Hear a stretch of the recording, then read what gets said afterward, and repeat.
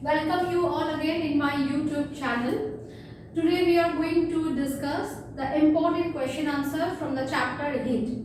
So in my previous video you have seen the chapter of heat and temperature, how we have discussed the concept, definition, then methods or the procedure by which heat can move from hotter object to a cooler, then how we measure it, then units, then differences between heat and temperature, clinical thermometer, what is a thermometer, different kinds of that, the range of the thermometer.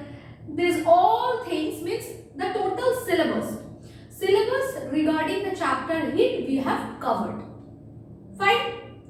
So what we will do in this video? Here we will discuss the important question answer that you have to prepare. Okay, so one by one I am discussing the question and along with the answer. So here the first I have written question number 1, that is define heat, define temperature. So I can write over here units. These are the first common thing that you have to learn.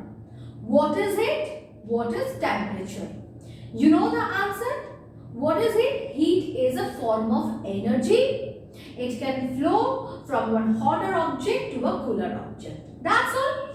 Temperature is the result of heat or measure of heat or degree of it. Then unit. CGS and SI, unit of heat and temperature you have to say. That's all. So this kind of question mainly will come for very short question, 1 mark question. Next, what is maximum minimum thermometer? So what we have learned? Thermometer. What is thermometer? Definitely thermometer is a device to measure temperature. Am I right? So clinical thermometer, laboratory thermometer, digital thermometer, these thermometers we have learned. So what is this maximum minimum thermometer? Now maximum minimum thermometer is a kind of thermometer that was used in previous days to measure the weather report. So by using maximum minimum thermometer, simply we can measure weather report. That's all. Only this line you have to write. Next, why does clinical thermometer range from 35 to 42 degrees Celsius? Acha. So in clinical thermometer our range is 35 to 42 degrees Celsius. But in laboratory thermometer the range is huge, you know. So why in the clinical thermometer this range is given? Because clinical thermometer, you know, basically meant for measuring the human body temperature. Right? So what is our normal body temperature? 37 degrees Celsius. So basically our body temperature does not go below 35 degrees Celsius, does not go above 42 degrees Celsius. Okay? That is why this range is maintained in clinical thermometer. Next one, write 2 characteristics of conduction. Here instead of conduction I can write convection. Yes, I can write radiation. So among these 3 procedures, anything may come. Conduction or convection or radiation, any. How you will write this type of question? You have to write point wise, like point 1, point 2. You can use Roman 1, Roman 2 or bullet. You can use the special bullets. Why? This is how the examiner who will check your paper, he or she will be attracted towards your point. So I prefer कि बेटा always write your answer point wise. so that anyone easily can understand what you have written actually. So now get back to here. Conduction or convection or radiation. Anything can be written over here. So what will be the two characteristics? In the first point, you can write the procedure. In conduction, suppose at the first I am talking about the conduction. So in conduction, what we will do? We have learned that conduction procedure is strictly about the solid objects, not for the gas and liquids. So this thing you can write in point 1. Fine. Procedure. The procedure is that the molecules will not shift their places. From hotter molecule to cooler molecule, simply the heat energy will pass. This is how the entire substance will become very hot. This is conduction method. Convection. So in convection method, you can write convection procedure is observed in liquid and gases in both the cases. Here molecules are moving itself to continue the heat energy from hotter portion to a cooler portion. So they are changing their places, they are moving from their places. This is the procedure of convection. And what is the radiation? If you write the point of radiation, the first thing you need to say, in this process, we do not require any medium, we do not require any particle. Directly from the source, the heat energy comes to other substance or in other object. Okay?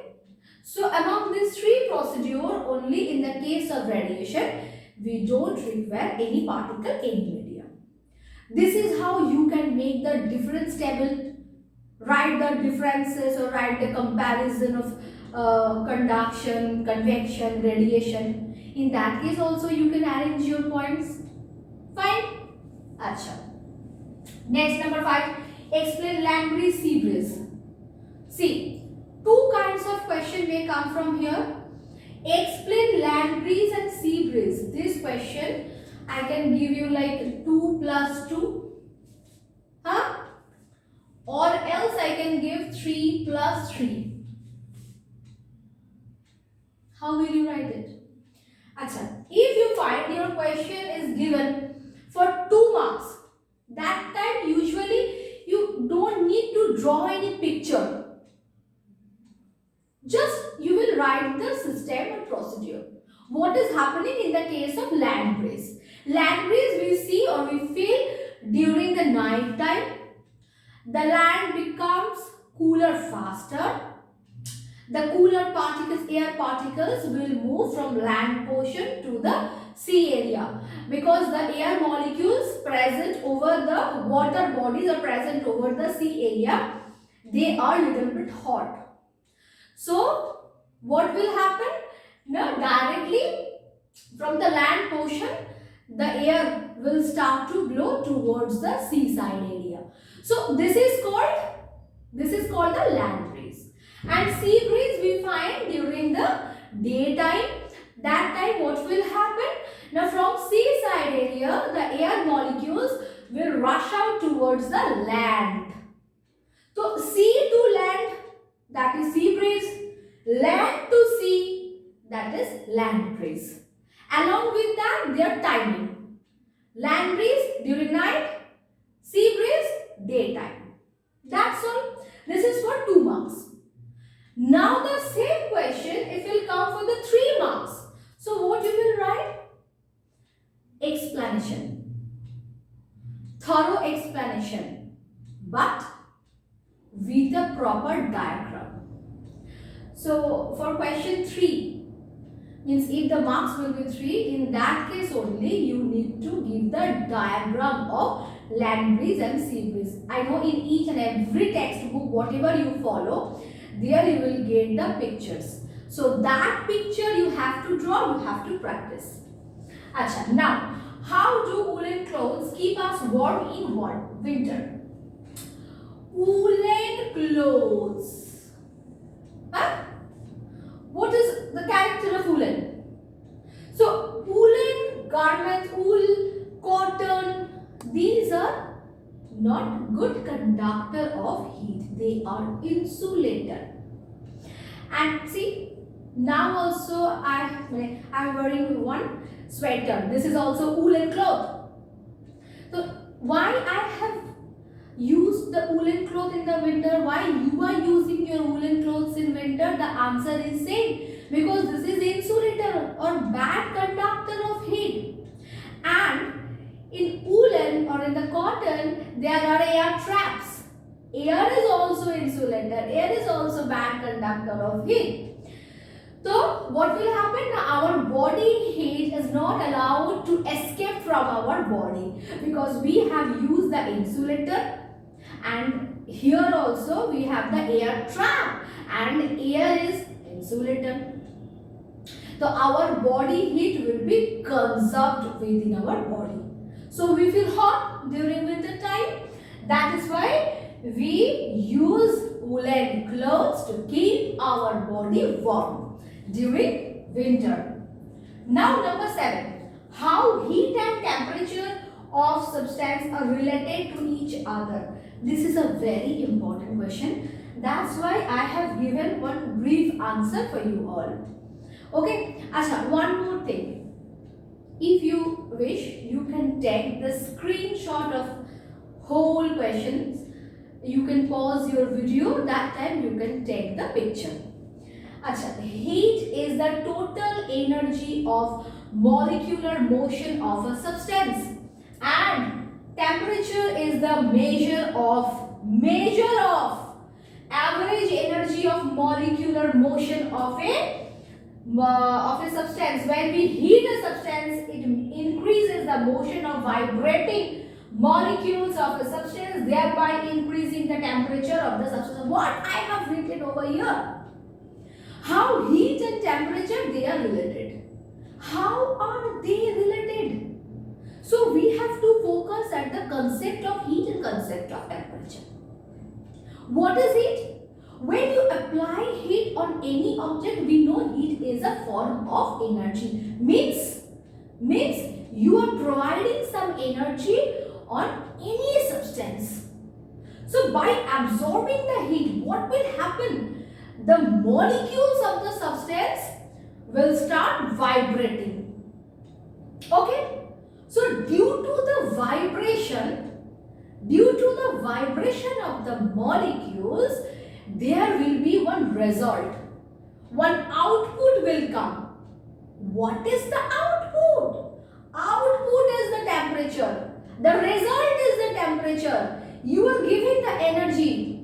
By absorbing, by taking the energy, the molecules are vibrating. Due to the vibration, the result is coming out in your hand, and the result is called temperature. So that's why here it is written measure of average energy. Why I have written the word average? This thing also you can ask him, and why average word is given here? Now substance, any substance is made up of many molecules. Many molecules are present in one substance. So each and every molecules are vibrating. Exactly that. So for each and every vibrating molecules, we cannot measure individual vibrations, individual motion. That's not possible. Suppose 10 million molecules are present in one substance. So now you imagine, is it possible to measure 10 million's motion? So we take the average, as the numbers are very huge. So we take average. So average energy of molecular motion of substance, that's called temperature. So in the last line I have written, when we heat a substance, it increases the motion of vibrating molecules of the substance, thereby increasing the temperature of the substance. So why the temperature will increase? Because the motion of vibrating particles. We applied the heat, the motion of the particles are becoming higher and higher, and as a result, the temperature is also becoming higher. Fine. Next question. What is thermal equilibrium? Very important. But this is also a short question. That is not a lengthy question. Thermal equilibrium. Equilibrium means balance. Both sided will be balanced. Then only you can say this is in the equilibrium state. What is that?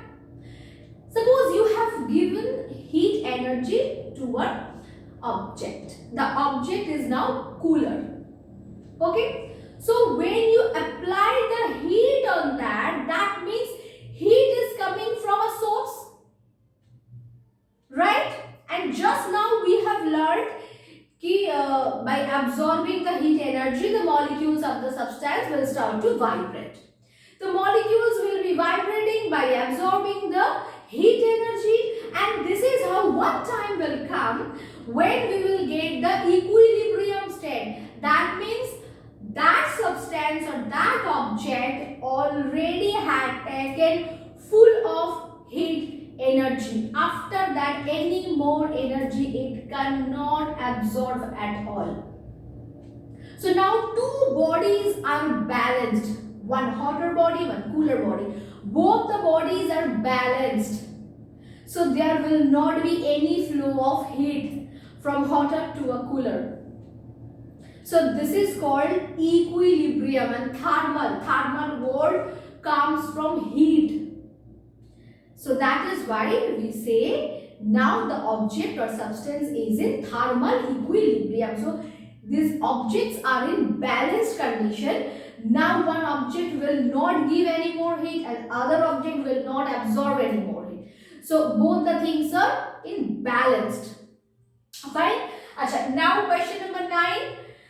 Why should we choose two thin blankets joined together than one thick blanket? This is also conceptual question. Achha, question number 7 conceptual. Question number 9 is also conceptual. 6 is also conceptual. So 6, 7, 9. So these questions are called conceptual because we have to give pressure on our imagination, our concept. Then only we can give the reply. So now back to our topic. Why should we choose two thin blankets together? See, when we use the blanket, what will happen? One air layer, just an air layer will cover our body. And just now we have learned air is insulator or bad conductor of heat. So our body heat cannot escape.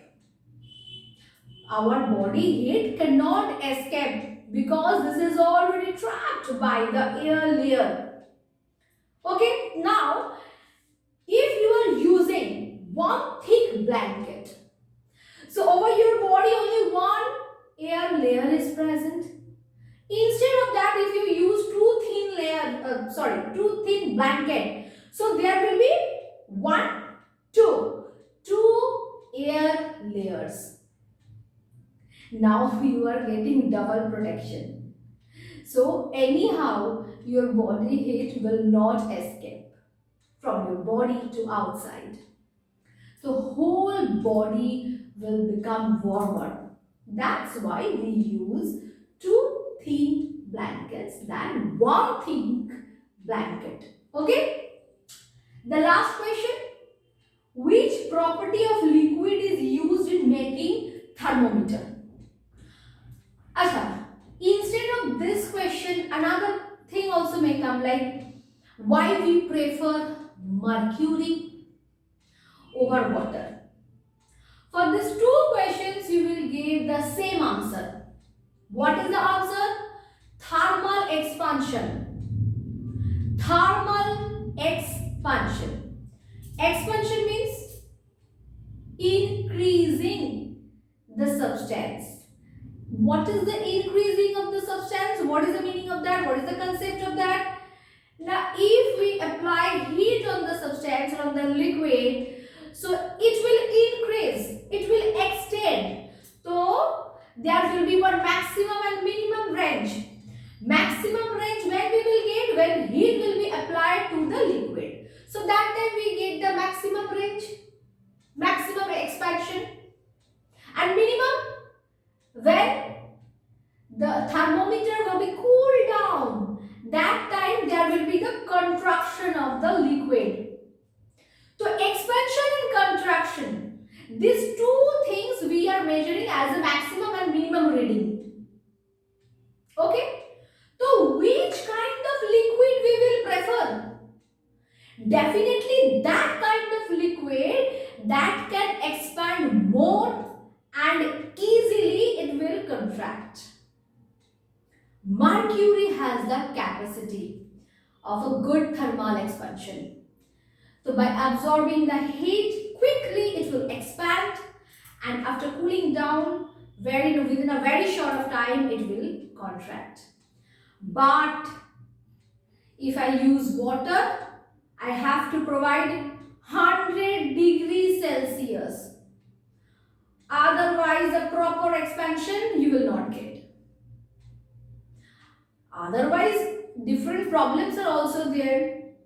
Water particles stick to the glass of the thermometer and it will reflect the light. So, it's very difficult to understand the reading of the thermometer if I use the water inside of thermometer there. But if I use the mercury is very shiny and is liquid metal. So from there this kind of problem will not happen. Mercury will not stick to the glass of the thermometer. So easily I can check the reading of human body. And also the first or important point is the thermal expansion is a very good. Thermal expansion is very good in mercury. But thermal expansion is not as our desirable measure in the water. In water, thermal expansion is not our requirement. So that is why we prefer mercury over water. Okay. So which property? Simply we will write thermal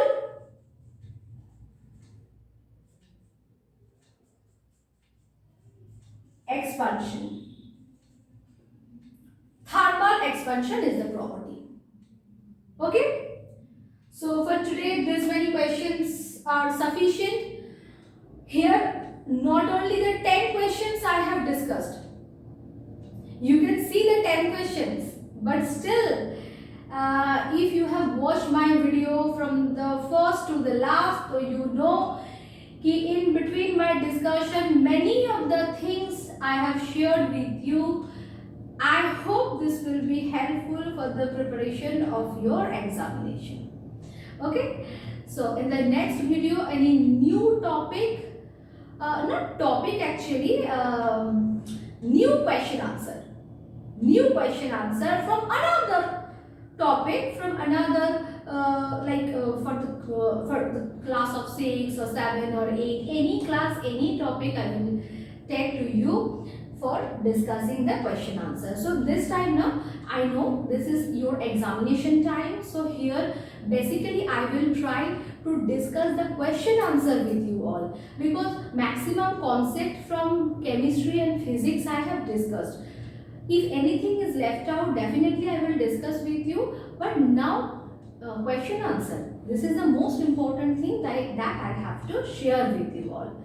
Okay, so if you have any doubt or query, you can write down in the comment section. Okay, bye everyone.